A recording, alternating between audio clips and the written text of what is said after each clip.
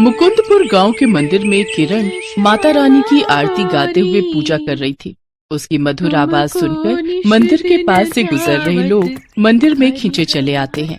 जय अम्बे गौरी मैया, जय श्यामा गौरी, तुमको निश दिन ध्यावत, मैया जी को निश दिन ध्यावत, हरि ब्रह्मा शिवरी, ओम जय अम्बे गौरी। वाह वाह वाह, कितनी मधुर आवाज है इस छोटी बच्ची की। ऐसा लग रहा है जैसे कानों में मिश्री घुल गई हो। बच्ची? अरे वो कोई छोटी बच्ची नहीं, बल्कि गांव की बौनी किरण है भाई साहब। बोलो दुर्गा माता की जय। तभी किरण मंदिर की घंटी बजाने के लिए उछलती है, लेकिन बौनी होने के कारण वो घंटी तक नहीं पहुंच पाती। तो गांव की औरत उसे ताने देकर कहती है, अरे क्यों बेकार की कोशिश करती है किरण, जब कद ही छोटा है तो उछल कर क्या फायदा, चल परे हट। उस औरत की बात सुनकर किरण को बहुत बुरा लगता है, लेकिन वो कुछ नहीं कहती और वहाँ से चुपचाप चली जाती है। माता पिता के देहांत के बाद किरण अपनी बूढ़ी गरीब दादी के पास ही पली बढ़ी थी। समय के साथ उसकी उम्र तो बढ़ रही थी, लेकिन उसका कद नहीं।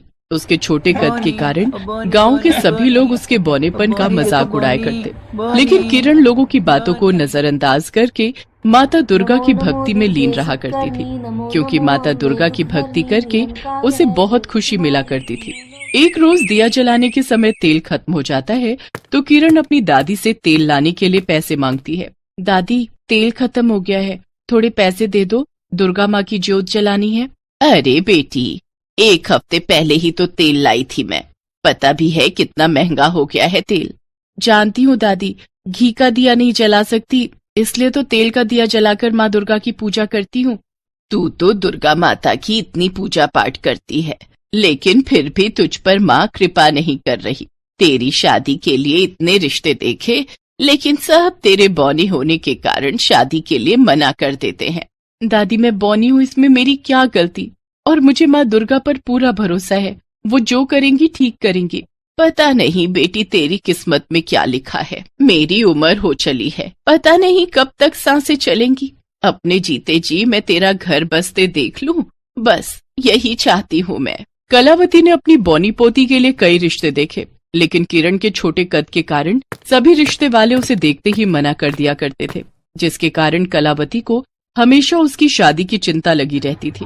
और किरण के साथ साथ वो भी भगवान की पूजा कर बस एक ही प्रार्थना किया करती थी कि किसी तरह किरण के लिए कोई अच्छा रिश्ता मिल जाए। एक शाम किरण के घर मनोहर नाम का एक आदमी आता है। काकी नमस्ते, कैसी हो आप? अरे मनोहर बेटा, कितने समय बाद तुझे देख रही हूँ। आजा बेटा, खड़ा क्यों है, बैठ जा। किरण बेटी, जरा पानी तो ले आ। अपनी दादी की आवाज सुनकर किरण पानी लिए वहाँ आती है। किरण को देखकर मनोहर मुस्कुराता है। अच्छा, तो ये है मेरी होने वाली बहू। उसकी बात सुनकर कलावती और किरण दोनों मनोहर को हैरानी से देखने लगते हैं। बेटा, मैं कुछ समझी नहीं, तुमने मेरी किरण को बहू कहा? हाँ काकी, आप भूल कैसे गईं? याद कीजिए, मैंने और रमेश ने एक दूसरे को वचन दिया था कि बच्चों के बड़े होने पर हम अपनी दोस्ती को रिश्तेदारी में बदलेंगे। अब रमेश तो नहीं रहा, लेकिन मैं उसे दिया हुआ वचन निभाने आया हूँ। मैं किरण को अपने घर की बहू बनाना चाहता हूँ। तुम्हारी बात सुनकर बहुत खुशी हो रही है बेटा, लेकिन तुम देख ही रहे हो कि मेरी किरण बौनी है। तुम्हारे परिवार को इस बात से कोई ऐतराज तो नहीं होगा ना? काकी, ऐतराज होता तो मैं यहाँ रिश्ता लेकर आता ही क्यों? और वैसे भी इंसान की कद काठी नहीं, बल्कि उसके गुण और व्यवहार ऊंचे होने चाहिए। मनोहर की बात सुनकर जहाँ कलावती की आंखों में आंसू आ जाते हैं, तो वहीं किरण शर्मा कर वहाँ से चली जाती है और दुर्गा माँ की मूर्ति के सामने हाथ जोड़ते हुए कहती है, माँ, आपकी कृपा से दादी की मेरी शादी की चिंता खत्म हो गई। जय माँ दुर्गा। तभी माँ दुर्गा की मूर्ति में हल्की रोशनी चमकती है। मनोहर रिश्ता पक्का करके अपने घर लौटता है और सभी को मिठाई खिलाते हुए किरण की तस्वीर दिखाता है। ये है मेरी होने वाली भाभी। ये तो कोई बच्ची दिखाई पड़ रही है पापा। बच्ची नहीं है, ये किरण नाम है इसका। और हाँ, थोड़ी कद में छोटी है, लेकिन बहुत ही सुशील और संस्कारी है। पापा, मैं किसी बौनी लड़की से शादी नहीं करने वाला। मुझे ये लड़की बिल्कुल पसंद नहीं है। अगर मैंने इससे शादी कर ली तो लोग क्या कहेंगे? तुझे लोगों के लिए शादी नहीं करनी है, समझा? और किरण मेरे बचपन के दोस्त की बेटी है, इसलिए इस घर की बहू किरण ही बनेगी। उससे शादी करके मैं क्या अपना जीवन नर्क बना लूं? नहीं बेटा, किरण बहुत सुशील है, उससे शादी करके तू खुश रहेगा। अपने माता पिता के आगे अनुज और उसकी बहन कंचन की एक नहीं चलती और कुछ ही दिनों में किरण की शादी अनुज से बहुत ही धूमधाम से हो जाती है और किरण नम आंखों से अपनी दादी से विदा लेकर अपने साथ दुर्गा माँ की मूर्ति लिए अपने ससुराल चली जाती है। गृह प्रवेश के समय आसपास की पड़ोसनें किरण का मजाक बनाने लगती हैं। अरे निर्मला, तुझे अपने अनुज के लिए ये बौनी लड़की ही मिली थी क्या? इन दोनों को देखकर कौन कहेगा कि ये पति पत्नी है? माना कि मेरी बहू बौनी है, लेकिन तुम्हारी सोच तो मेरी बहू से भी बौनी है। माँ, आप ये आंटी से कैसे बात कर रही हैं? आखिर उन्होंने गलत क्या कहा है? शांत हो जाओ तुम सभी। बहू का स्वागत फूलों से नहीं कर सकते तो इन तानों भरी बातों से तो बिल्कुल ही मत करो। मनोहर की बातें सुनकर कंचन शांत हो जाती है तो वहीं पड़ोसन का भी मुंह बन जाता है और वो पैर पटकते हुए वहाँ से चली जाती है। अगले दिन किरण सुबह जल्दी उठकर नहा धोकर माँ दुर्गा की पूजा करते हुए प्रार्थना करती है। हे माँ दुर्गा, आपने मुझे इतना अच्छा ससुराल दिया, मैं एक अच्छी बहू बन सकूं, ऐसा आशीर्वाद दीजिए मुझे माँ दुर्गा। किरण पूजा करते हुए घंटी बजा रही होती है, जिसकी आवाज से परेशान होकर कंचन गुस्से में वहाँ आती है और गुस्से में घंटी लेकर उसके पैर पर पटक देती है, जिससे किरण के पैर से खून निकलने लगता है। आह, मेरा पैर! नाटक बंद करो। ये क्या सुबह सुबह घंटी बजाकर शोर कर रही हो तुम? मैं तो बस दुर्गा माँ की पूजा कर रही थी। अरे तो अपनी पूजा के चक्कर में क्या दूसरों की नींद खराब करोगी, बौनी कहीं की? और ये पूजा पाठ बंद करके जाकर चाय नाश्ता तैयार करो। किरण चुपचाप वहाँ से अपने कमरे में जाती है और अपने पैर पर दवाई लगाने लगती है। ये क्या अपने में लगी हुई हो? खाना नाश्ता तैयार हुआ कि नहीं? अनुज जी, मुझे चोट लगी है। तो मैं क्या करूं? देखो, मुझे तुम जैसी बौनी से कोई मतलब नहीं है। वो तो पापा की जिद थी, वरना तुमसे कौन शादी करता। तुम्हारी मेरे जीवन में कोई अहमियत नहीं है, तुम मेरे लिए बस एक नौकरानी के बराबर हो। अनुज की तीखी बातें सुनकर किरण फूट फूट कर रोने लगती है। कुछ ही देर में वो नाश्ता बनाकर सभी को परोसती है तो उसके सास ससुर उसकी बहुत तारीफ करते हैं। भैया, इस बौनी का कुछ तो करना पड़ेगा। मुझे तो इसकी शक्ल देखना भी पसंद नहीं है। बहन, बस कुछ ऐसा करना होगा कि खुद ही घर छोड़कर चली जाइए। बिल्कुल, अब देखो भैया मैं क्या करती हूँ। अगले दिन सवेरे निर्मला के घर कुछ पड़ोसी मुंह दिखाई के लिए चाय पर आते हैं। माँ दुर्गा का गुणगान करते करते किरण सबके लिए चाय बनाती है। तभी कंचन पीछे से आकर चाय में नमक डाल देती है और चुपके से चली जाती है। बहू, बहू, और कितना समय लगेगा? जल्दी सबके लिए चाय लेकर आ। हाँ माँ जी, अभी लेकर आती हूँ। किरण के जाते ही वहाँ बर्तनों की गिरने की आवाज आती है। तभी निर्मला और उसके पड़ोसी तेजी से किचन की ओर जाते हैं।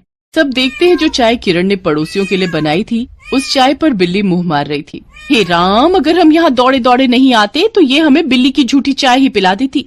बहुत अच्छा स्वागत करती है निर्मला तेरी बहू।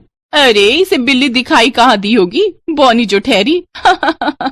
सारी पड़ोस ने बिना चाय पिए ही वहाँ से चली जाती हैं, तो निर्मला भी किरण को बहुत खरी खोटी सुनाती है। ऐसे ही समय बीतता जाता है और कुछ ही दिनों में नवरात्रि का त्योहार आ जाता है। इस नवरात्रि मैं घर पर माँ दुर्गा को स्थापित करूंगी और उनकी खूब सेवा करूंगी। किरण माँ दुर्गा की मूर्ति स्थापित करती है और 8 दिनों तक दिन रात भूखी प्यासी माँ दुर्गा की आराधना करती रहती है। अगले दिन किरण नवमी की पूजा के लिए तैयारी शुरू कर देती है। बहू, जल्दी से कन्या पूजन की तैयारी कर और माता के भोग के लिए प्रसाद बना। इस बारी का प्रसाद इतना स्वादिष्ट होना चाहिए कि कन्याएं पेट भरकर प्रसाद खा कर जाएं। भैया, इस बारी का प्रसाद तो बनेगा पर उसे कोई खा नहीं पाएगा। ऐसा क्या करने वाली हो तुम? भैया, जब बौनी प्रसाद बना रही होगी तो मैं मदद के बहाने उसमें जहर मिला दूंगी, जिसको खाते ही सभी कन्याओं की तबीयत खराब हो जाएगी और सभी गांव वाले उसको खुद ब खुद धक्के मारकर इस गांव से बाहर निकाल देंगे। कुछ देर बाद कंचन मदद के बहाने किरण के साथ प्रसाद बनाने लगती है और मौका मिलते ही उसमें जहर मिला देती है। तभी कन्याओं के रूप में 9 देवियां किरण के घर आती हैं और पेट भरकर प्रसाद खाकर चली जाती हैं। भैया, ऐसा कैसे हो सकता है? मैंने तो प्रसाद में जहर मिलाया था और इनका बाल भी बांका नहीं हुआ। पता नहीं ऐसा क्या जादू करती है ये बौनी की सब उल्टा हो जाता है। कुछ दिनों बाद किसी कारण से किरण के सास ससुर कुछ समय के लिए अपने रिश्तेदार के घर चले जाते हैं। एक रोज किसी बात पर रसोई में कंचन की किरण से बहस हो जाती है। कंचन गुस्से में खौलता पानी में किरण का हाथ डाल देती है। हे दुर्गा माँ, मेरे साथ ये सब क्यों हो रहा है? माँ, मेरी मदद करो। जला हुआ हाथ लिए किरण माँ दुर्गा के सामने रो रही होती है। ये देखकर अनुज को बहुत गुस्सा आता है और वो किरण की चोटी पकड़कर उसे घर से बाहर निकालता है। साथ ही माँ दुर्गा की मूर्ति लेकर आता है। सारा दिन इस मूर्ति के सामने ही बैठी रहती है, आज मैं इस मूर्ति को ही तोड़ देता हूँ। नहीं नहीं, ऐसा मत कीजिए, माँ दुर्गा का अपमान मत कीजिए। ए बॉनी चुप कर तू। किरण के लाख मना करने पर भी अनुज दुर्गा माँ की मूर्ति को तोड़ देता है। तभी टूटी मूर्ति के टुकड़े अपने आप जुड़ जाते हैं और वहाँ माँ दुर्गा प्रकट होती है। ये देखकर तीनों हैरान रह जाते हैं। माँ दुर्गा! मूर्ख, दुष्ट, मेरे भक्त के साथ इतना बुरा व्यवहार करते हुए तुम्हें बिल्कुल भी दया नहीं आई? दुर्गा माँ, आप... आज मैं तुम दोनों को तुम्हारे पापों की सजा दूंगी। एक मासूम लड़की पर इतना अत्याचार किया तुम दोनों ने। किरण मेरी एक प्रिय भक्त है। मैं सदैव उसकी मदद के लिए किसी न किसी रूप में साथ रहती हूँ। हाँ, वो बिल्ली रूप में भी मैं ही थी और वो 9 कन्याएं मेरे ही 9 रूप थे। हमें माफ कर दीजिए, हमसे बहुत बड़ी गलती हो गई माता। उसी गलती की सजा देने के लिए मैं यहाँ आई हूँ और अब तुम्हारे पापों का घड़ा भर चुका है। माँ दुर्गा अपनी बौनी भक्त के प्रति अत्याचार देखकर क्रोध में आ जाती है और अपना त्रिशूल उठाकर उन दोनों पर वार करने ही वाली होती है। तभी किरण उनके सामने आ जाती है और हाथ जोड़कर कहती है, माँ दुर्गा माफ कर दीजिए इन दोनों को। ये जैसे भी है मेरे परिवार वाले हैं, माफ कर दीजिए इन्हें। जिसे तुम लोग बौनी कहकर उस पर अत्याचार करते आए वही तुम्हें बचाना चाहती है। मेरी परम भक्त किरण का बौना कद देखा, लेकिन उसका नरम दिल नहीं तुम दुष्टों ने। किरण को माँ दुर्गा के सामने हाथ जोड़ क्षमा याचना करते देख कंचन और अनुज को अपनी गलती का एहसास होता है, तो दोनों ही माँ दुर्गा के साथ साथ किरण के पैरों में गिरकर माफी मांगते हैं और किरण की प्रार्थना पर माँ दुर्गा शांत होकर दोनों को माफ कर देती हैं और वहाँ से अंतर्ध्यान हो जाती हैं। जिसके बाद से किरण की ननद और पति उसके साथ कभी बुरा बर्ताव नहीं करते और उसके बाद से किरण पर सदैव माँ दुर्गा अपना आशीर्वाद बनाए रखती और उसकी हर इच्छा पूर्ण करती। बोलो दुर्गा मैया की जय।